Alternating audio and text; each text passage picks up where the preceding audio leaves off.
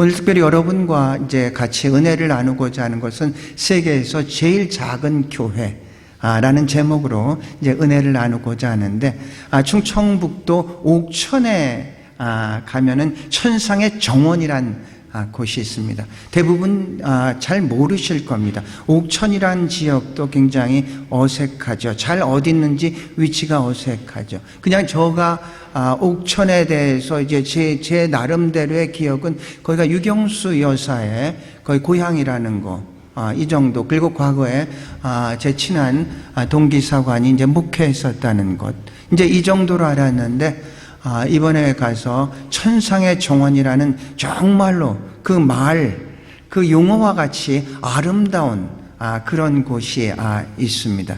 이 천상의 이 정원을 이제 운영하시는 분은 주서택 목사님입니다. 이분은 내적 치유의 전문가입니다. 거의 초기 가장 힐링이라든지 내적 치유라든지 이런 용어들을 처음으로 시작할 때 이분이 이제 내적 치유를 이제 하신 그런 분입니다. 그분이 이제 그곳을 이제 운영을 하고 있습니다. 제가 이제 청주에서 세계 선교사 대회가 있었는데 저는 내심으로 굉장히 기뻤습니다. 왜냐하면 처음에 제가 이제 그곳에 목회를 첫 번째 목회를 한 곳입니다. 그래서 첫 번째 목회를 한 곳이기 때문에 너무 이제 보고 싶었었던, 이제 30년 정도가 지났지만 30년도 훨씬 더 지났군요. 이제 처음 이 첫사랑, 또 첫 열정 아주 순수했죠. 뭐 다른 것들은 아무것도 이렇게 생각하지 않고 오직 이제 교인들과 이제 교회만을 생각했었던 그런 아름다운 추억이 있었고 아름다운 사람들이 있었던 그런 곳입니다. 거기에 가게 된 이유도 사실은 이렇습니다. 원래 동기회가 6월에 있는데 제가 4월에 간다고, 이제 선교사 대회로 간다고 청주에서 열린다고 하니까 동기들이 그럼 우리가 그 동기회를 4월에서 6월로 바꾸겠다. 그리고 바꾸는데 또 장소도 청주 근처에서 이제 하겠다. 이렇게 저한테 이제 연락이 왔습니다. 그러니까 저는 내심으로 굉장히 이제 부담이 됐죠. 저 때문에 날짜도 바꾸고 그리고 또 장소도 이제 바꾼다고 하니까 부담이 돼가지고, 청주란 지역은 이제 과거에 목회를 했었던 곳이기 때문에 이제 과거에 잘 알고 있던 이제 교인에게 연락을 했습니다. 그분은 사실은 구세군 부교님이었다가 다른 큰 교회에 이제 장로님으로 이제 계시고 있습니다. 그래서 그분한테 연락을 해서, 사실 상황은 이런데 내가 너무 부담스러우니까 내가 그것을 갖다가 하여를 해서 동기들한테 이렇게 같이 편한 시간을 갖췄으면 참 좋겠다. 그러니까 어떤 장소를 봐서 그것을 갖다가 빌려주기를 바란다. 이렇게 이제 요청을 했는데, 마침 그분이 섬기는 그 교회의 목사님이 주서택 목사님이었고, 이분이 은퇴를 하고 천상의 정원을 이제 맡아서 이제 섬기고 있는 그런 분이었습니다. 그래서 이제 그 천상의 정원으로 이렇게 갔습니다. 그러니까 너무나 좋죠. 여지껏 동기회가 이제 한 30회 이상을 했는데 가장 아름다운 곳에서 동기회를 할 수가 있게 돼서 너무 이제 고마웠다고 하면서 많은 분들이 저한테 오히려 감사의 표현을 이렇게 했죠. 그러니까 저는 부담을 가졌었는데 그분들의 이제 인사를 듣고 이제 부담이 이제 덜을 수가 있게 됐습니다. 거기 가서 이제 20명 정도가 이제 갔습니다. 왔다 간 사람은 더 많고요. 거기에서 이제 주서택 목사님을 이제 만나서 이제 같이 대담도 하고 했던 시간을 갖게 됐습니다. 이것을 시작하게 된 이제 동기를 여쭤봤습니다. 그랬더니 이분이 내적 치유를 하다 보니까 근처에, 이분이 청주 주심교회 담임 목사였습니다. CCC 출신이고, 그래서 근처에 어떤 내적 치유 공간을 좀 마련했으면 좋겠는데 이렇게 하다가 우연하게 교인 중에 한 분이 그 당시에는 아주 오지입니다. 외진 곳이라서 거기 식당에 있었는데 장사가 안 되니까 그걸 내놨다는 얘기를 듣고 그것을 구입하면서 그 인근을 계속해서 확장해서 오늘날의 이제 천상의 구원입니다. 진행형입니다. 지금도 그 천상의 정원 뒷뜰에는 둘레길을 지금 만들고 있는 그런 아름다운 곳입니다. 바다와 산과 물, 그러니까 산과 하늘, 그리고 대청호를 품고 있는 그런 아름다운 곳입니다. 한번 잠깐 보여줘 볼래요? 이제 거기에서 이제 이게 세계에서 가장 작은 교회인데, 이제 그 대청호를 품고 있어요. 한 번 더 나가보세요. 그 안에 들어가면 이게 세상에서 가장 작은 교회, 제일 작은 교회 해서, 이렇게 안으로 들어가면은 한 두 사람, 네 사람까지는 앉을 수 있는 것 같아요. 이제 대청호를 딱 볼 수 있게끔 이렇게 됐습니다. 이걸 딱 보는 순간에 그런 생각이 들었어요. 88년에 이제 미국을 이제 가게 됐죠. 그래서 88년 그 후반기인가 그랬는데 거기에서 사관학교 프로그램 중에서 이런 프로그램에서 자기가 가고 싶은 교회를 어디든지 갈 수 있는 그런 어떤 프로그램이 있었어요. 이렇게 보니까 윌로우 크리크 처치가 있었습니다. 빌 하이벨 목사님, 나중에 그 얼마 전에 좋지 않은 일이 있어가지고 그랬는데 이 사람은 세계적인 어떤 그 리더십의 전문가고 굉장히 미국에서도 세계적인 영향력을 이제 크게 끼쳤었던 그분이 이제 담임 목사를 했던 빌 하이벨 목사의 담임했던 윌로우 크릭 처치를 갔습니다. 윌로우라는 것은 그런 겁니다. 그 버드나무 시냇가에 있으면 나무 이런 뜻이면 크릭이라는 것은 시냇가 이런 거고요. 그래서 지금의 새로운 건물을 짓기 전에 옛날 건물에 있었을 때 딱 앉으니까 바로 이런 식으로 뒤쪽에서 시냇물이 흐르고 나무가 이렇게 쭉 펼쳐졌었던 그런 생각을 할 수 있었던 정말로 이제 아름다운 이제 교회입니다. 이걸 딱 볼 때 그런 생각이 들었어요.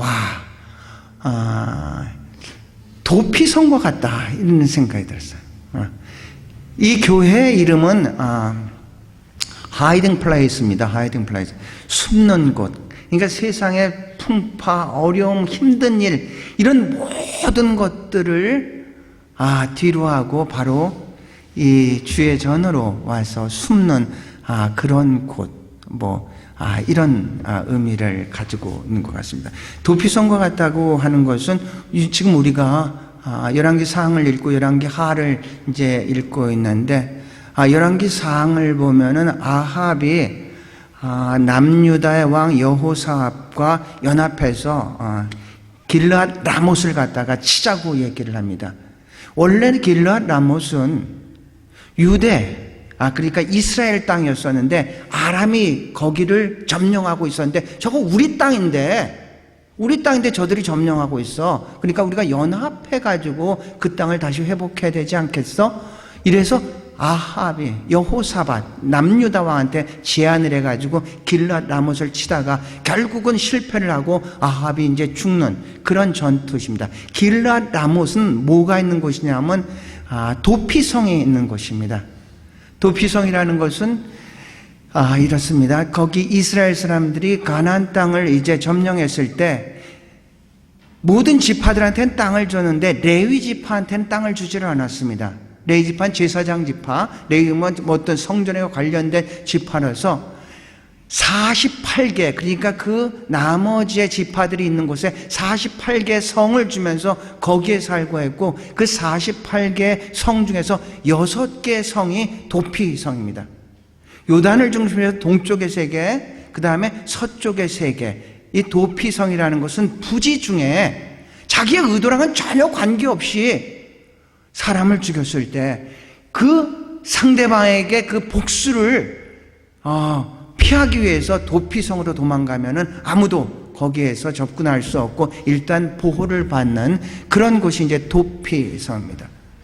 하이딩 플레이스라는 게 세상에 여러 가지 참 힘든 일들이 많은데 그런 것들을 다 피해가지고 주 앞에 나오는 그런 곳과 같은 생각을 이제 했던 것입니다. 그 하이딩 플레이스에 여기 작은 교회에서 성구들이 이렇게 쭉 있는데 그 상자에서 하나를 뽑았는데 오늘 본문을 택한 것은 제가 뽑아서였던 그 성구가 바로 오늘의 본문입니다. 제가 대신 읽어보겠습니다. 이사야서 54장 10절입니다. 산들이 떠나며 언덕들은 옮겨질지라도 나의 자비는 내게서 떠나지 아니하며 나의 화평의 언약은 흔들리지 아니하리라. 너를 긍휼히 여기시는 여호와께서 말씀하셨느니라. 참 보세요. 산들이 떠나고 언덕이 옮겨, 이건 천재지변이 일어나는 인간의 힘으로서 감당하지 못할 그런 어려운 일들이 딱 나타냈을 때를 얘기를 하는 거야.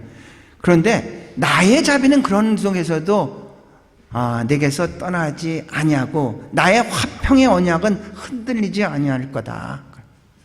우리가 살다 보면 그런 일이 많지 않습니까? 우리의 힘으로 능으로 감당할 수 없는 그런 산들이 막 움직이고 언덕이 떠나고 막 그런 것 같은 것들이 참 많이 있죠. 바로 그때 하나님께서 그런 상황 속에서도, 그런 어려움 속에서도 나의 자비는 결코 너를 떠나지 않을 것이다. 나의 화평은 너를 언제나 너와 함께 할 것이다. 이런 이야기입니다. 그러니까 하이딩 플레이스랑 어떻게 딱 맥이 같은 겁니다. 딱 정말로 어려운 곳에서도 이제 주님의 전에 왔을 때 그 모든 것들을 해결할 수 있는, 해결해주는 그 주님을 만남으로써 이제 다시 한번 앉았던 자리에서 일어나고 새 힘을 얻어서 새 영을 받고 새롭게 시작할 수 있는 그런 어떤 곳이라고 할 수가 있습니다.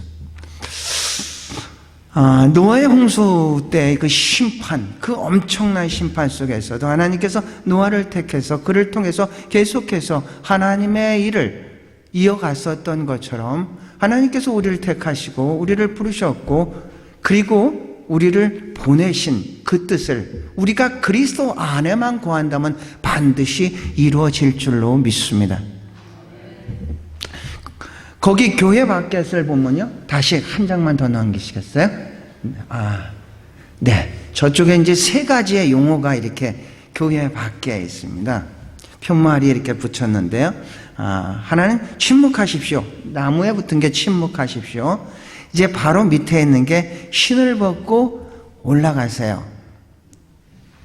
그 다음에 세 번째 맨 위에 있는 게 잘 안 보이는데 이제 그게 바로 이제 머리를 숙이세요. 저 위에 있는 건 하이딩 플레이스라는 이제 교회 이름이고요. 이제 그 귀절을 보면서 성경 말씀들이 이제 쭉 떠오르고 그때 이제 묵상했던 것을 오늘 여러분과 이제 같이 은혜를 나누고자 합니다. 첫 번째로는 이제 침묵하세요. 지금 이 사람들이 여기 안으로 들어가기 전에 사람들이 이제 먼저 침묵하세요를 이제 볼 겁니다. 침묵하세요는 시편 46편 이제 10절을 보면 10절과 11절인데 10절을 보면 이 귀절을 어디서 봤냐면은 가기 전에 우리가 저쪽 뱅스타운 구세군 교회에서 연합 예배를 이제 드렸습니다. 굿 프라이데이 연합 예배를 드렸는데 거기를 가니까 뱅스타운 교회 그 정면에 이렇게 써 있습니다. 이제 침묵, silent, quiet, still 이 같은 얘기입니다. Be still, be still. 침묵하라, 잠잠하라, 조용히 하라. And know that I'm God. 내가 하나님이라는 것을 알아라. 이런 얘기예요. 우리 너무 분주하다 보니까 이 하나님께 초점을 맞추기보다는 세상에 흔들리는 것에 상대적인 것에 초점을 맞추면서 그것이 흔들리면 우리도 다 흔들리면서 살아가는데 그러지 마라. 너는 잠잠하고 그리고 내가 하나님임을 알아라. 우리가 알고 있는 하나님, 우리가 믿고 있는 하나님, 그 하나님은 전지하시고 전능하시고 무쇠부재하시고 그 하나님은 천지를 창조하시고 보존하시고 통치하시는 그 하나님이 우리가 믿는 하나님인 줄로 믿습니다. 그 하나님, 조용하고 내가 하나님이라는 것을 너는 알아라. 이 구절과 비슷한 것은 출애굽기 14장을 보면은 출애굽기 13장에 출애굽을 합니다. 그리고 15장에는 탈출을 해가지고 이제 찬양을 했는데 이 14장에 탈출을 하고 나서 이제 이집트 병사들이 막 쫓아오죠. 진퇴양난에 몰립니다. 앞쪽을 보니까 홍해가 막고 있고 뒤쪽에는 이제 이집트 군사들이, 애굽 군사들이 이제 막 쳐들어오니까 이 중간에 끼어 있었던 이 사람들이 막 두려워하면서 백성들이 왜 우리를 여기까지 끌고 와가지고 왜 이집트에선 죽을 게 없어서 이 광야에서 죽게 하느냐, 그러면서 이 모세와 이 리더들한테 막 불평불만을 막 털어놓는 겁니다. 이제 오갈 데가 없죠. 저기서는 막 쫓아오고 있죠. 홍해로 해서 건널 수는 없죠. 그럴 때 이제 하나님이 모세한테 얘기를 합니다. 조용히 하고 너희는 잠잠히 하고 하나님의 구원을 너희가 보라, 이랍니다. 우리가 살다가 그런 경우가 참 많이 있죠. 감당하기가 너무 힘들죠. 그래서 우리는 우리 사실을 보고, 아닌 상황을 보고, 아니 사람을 보면서 포기하려고 할 때 그러지 말고 잠잠해라. 그리고 내가 하나님 됨인 줄 알아라. 잠잠하라, 침묵하라, 그런 얘기입니다. 이 규절은 46장은 사실은 이 마틴 루터가 굉장히 좋아했었던 그런 규절이다. 마틴 루터가 이 46장을 굉장히 좋아해요. 어렵고 힘들 때마다 마틴 루터는 이 46장의 말씀을 읽고 또 읽고 힘을 얻고, 그래서 준 게 오늘 마지막 찬양 585장을 이 말씀에 근거로 해서 내주는 강한 성이요. 그래서 마틴 루터가 그래서 이제 작시를 하게 된 것입니다. 첫 번째로 우리가 생각할 것은 침묵하라. 침묵하라.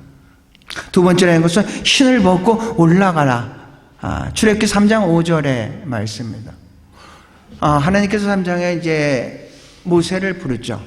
모세를 콜링과 이제 샌딩은 좀 의미가 다른다고 그랬습니다. 콜링은 은혜로 부른 거고, 부른 목적은 보내기 위해서 부른 겁니다. 그냥 부른 게 아니라 불러서 너를 보내기 위해서 이제 부른 겁니다. 콜링이라는 것은, 부름은 은혜이고 샌딩은 은사와 관계가 있습니다. 하나님께서 우리를 은혜로 불렀고요, 은사로 우리에게 사명을 주시면서 이제 보냄을 주시는 것입니다. 하나님께서 이제 모세를 떨기나무 가운데 이제 부르죠. 모세가 오죠. 하나님께서 그럽니다. 여기는 거룩한 곳이니 내 신을 벗어라. 신을 벗어라. 이렇게 얘기를 하죠. 그러니까 거룩함과, 이게 거룩하지 못한 사람이 이 거룩한 분을 만나기 위해서는 이 거룩하지 못한 것을 버리지만 만날 수가 있다는 얘기죠.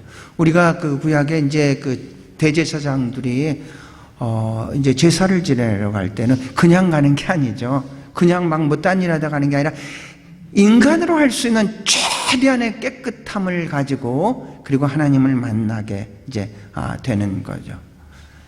떨기나무 가운데에서 불타는데 하나님께서 여기는 거룩한 곳이다.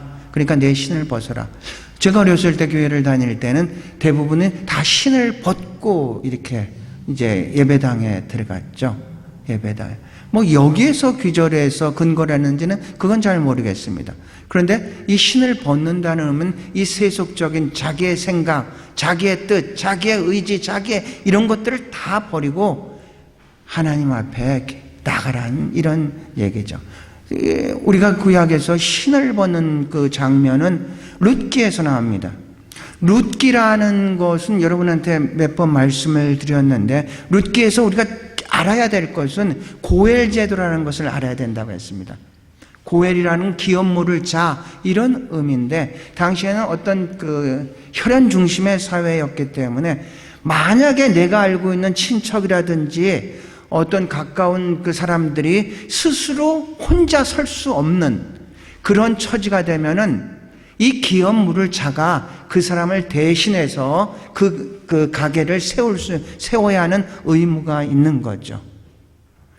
나오미가 갔다가 다 잊고 두 며느리와 돌아왔을 때 스스로는 아무것도 할 수 없는 그런 상황에서 이제 보아스가 등장을 하게 됩니다.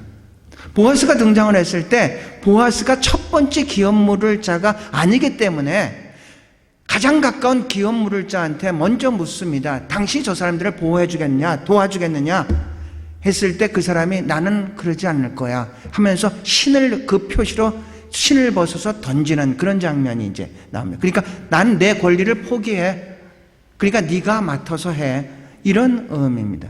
그래서 신을 벗는다는 것은 어떤 자기의 모든 것도 하고 자기의 권리까지도 다 포기한다. 이제 이런 의미를 이제 가지고 있습니다. 세 번째는 보면은 고개를 숙이십시오. 이렇게. 고개를 한 번 더 나갈까요? 네, 고개를 숙이십시오. 여기는 예수 그리스도의 탄생, 베들레헴에 있는 탄생교회입니다.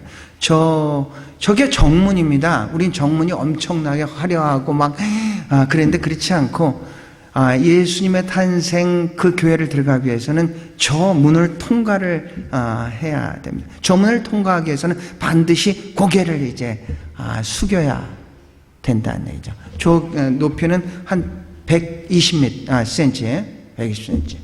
그 다음에 넓이는 한 80cm 정도 됩니다. 누구든지 예수 그리스도를 만나기 위해서는 고개를 숙여야지, 겸손해야지 이제 만날 수 있다.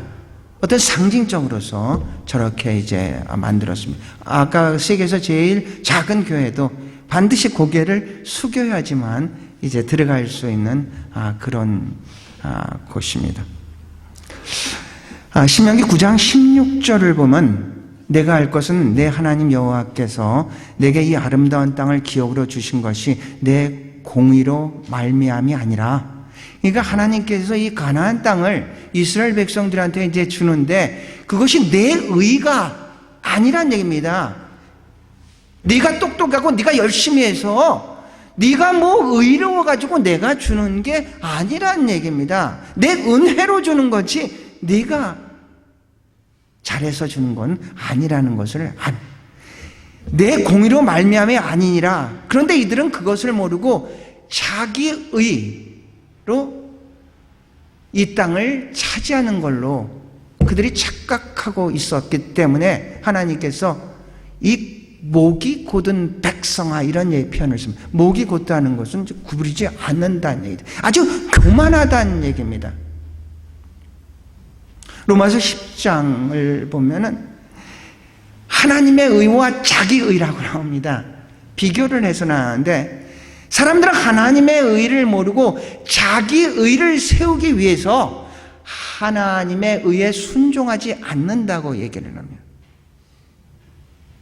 하나님의 의는 믿음의 의고 하나님의 은혜의 의인데 은혜가 은혜된지를 모르고 마치 자기가 한 것처럼 자기 의를 갖다가 자꾸 주장을 하는 거죠. 교만이라는 것은 결국 이런 겁니다.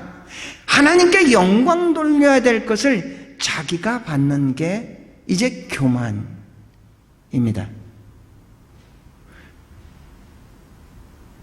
모든 것들이 은혜 아니면 되지 않는데, 그런데 뭔가가 이루어졌습니다. 이것은 내가 열심히 한 거야. 그 공을 하나님이 아니라 자기한테 자꾸 돌리려고 하는 마음을 가진 것들이 이제 교만이라고 할 수가 있습니다. 라인홀드 니버, 윤리학자이면서 신학자인 라인홀드 니버는 교만은 네 종류로 이렇게 나눕니다. 첫 번째로 교만이라는 건 이 권력의 교만이라는 게 있습니다. 이 사람이 정말로 교만한 사람인가 아닌가는 이 사람이 낮을 때는 모르는데 높아지면은 그때 알 수 있습니다. 그래서 링컨이라는 사람은 이 사람이 교만한 사람인가 아닌가는 이 사람한테 권력을 한번 줘보면은 알 수가 있다 얘기합니다. 자기가 권력을 사용할 수가 없어가지고 사용 못하는 것은 그것은 겸손이 아니죠. 할 수 있음에도 불구하고 자제하고 절제하고 그것을 오히려 사람을 섬기는 데 사용할 수 있는 것이 그것이 겸손이죠. 돈이 없어서 못 쓰는 것은 검소한 게 아니라 가난한 거잖아요. 검소란 표현을 썼을 때는 많이 있고 쓸 수 있는데 그럼에도 불구하고 규모 있게 절제하면서 사는 사람들을 검소하다고 얘기를 하죠. 라이놀드 디먼은 이 권력의 교만을 얘기를 하고, 두 번째로서는 지적인 교만이 있는 사람이 있습니다. 조금 배웠다고 조금 안다고 모르는 사람을 아주 무시하는 이런 사람들이 있습니다.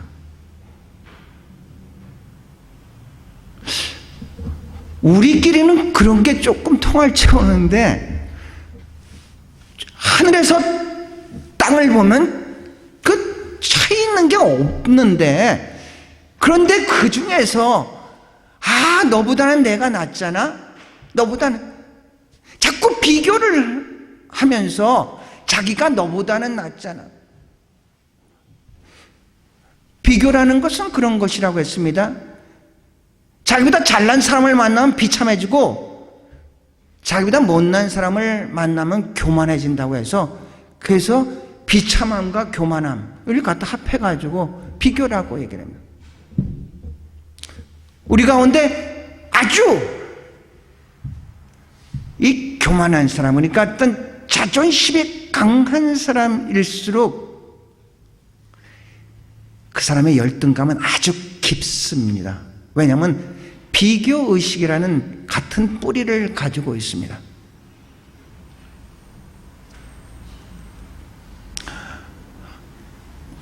이 뉴턴이라는 사람이 그랬지 않았습니까?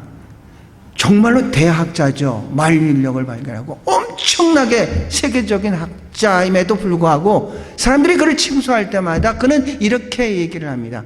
제가 알고 있는 지식은 이 망망대에 이 조가비로 떠놓은 물만큼도 모르는 그런 사람입니다. 우리가 알면 얼마나 알겠습니까? 그런데 그게 전부인 것처럼, 그게 모두인 것처럼, 그게 너보다 내가 훨씬 많이 배운 것처럼 지적인 교만을 가지고 살아가는 그런 사람들이 이제 있다는 얘기입니다. 도덕적 교만도 있습니다. 도덕적 교만. 내가 너보다는 그래도 깨끗하게 살잖아. 넌 그런 것도 못해? 그런 규칙도 못 지켜? 도덕적 교만들. 마지막으로 네 번째는 영적인 교만이 있어요. 영적인 교만이 가장 문제죠.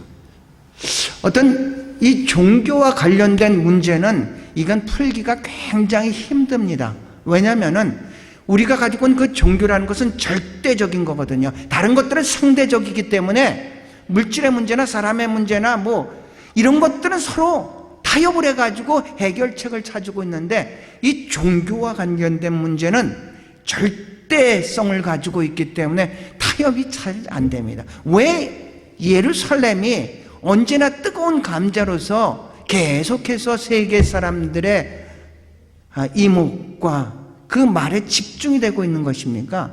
거기는 세계 3대 종교의 성지이기 때문에 그렇습니다. 다른 땅들은 팔 수도 있고 다른 땅들은 교만할 수도 있지만 성지만큼은 그들은 타협하지 않습니다. 그래서 언제나 뜨거운 감자로서 인구에 회자되고 있는 것입니다. 이런 교만들을 우리가 이제 가지고 있다는 얘기죠.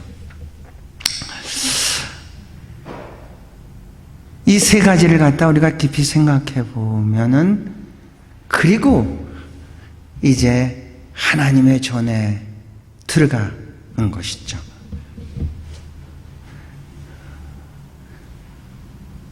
우리가 드리는 이 예배가 하나님 앞에서 드리는 예배가 되어야 되죠. 하나님은 살아계시고 지금 우리의 예배를 좌정하시고 흠양하여 받으시는 줄로 믿습니다. 그런데 이 하나님의 전에 들어갈 때 어떤 마음을 가지고 있냐? 여기에 보면 사일런트입니다. 침묵을 지켜라. 두 번째는 내 신을 벗어라. 내 생각, 내 의지, 내 뜻을 벗어라. 그리고 고개를 숙여라. 겸손하라는 얘기죠.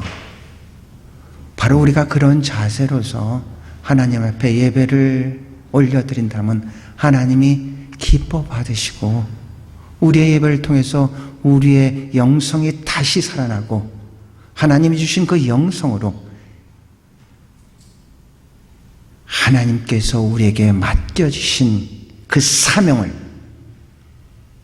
주신 은사를 통해서 감당하고 그 은사를 통해서 하나님께 영광 돌리며 살아가는 여러분과 제가 될 수 있기를 축원합니다.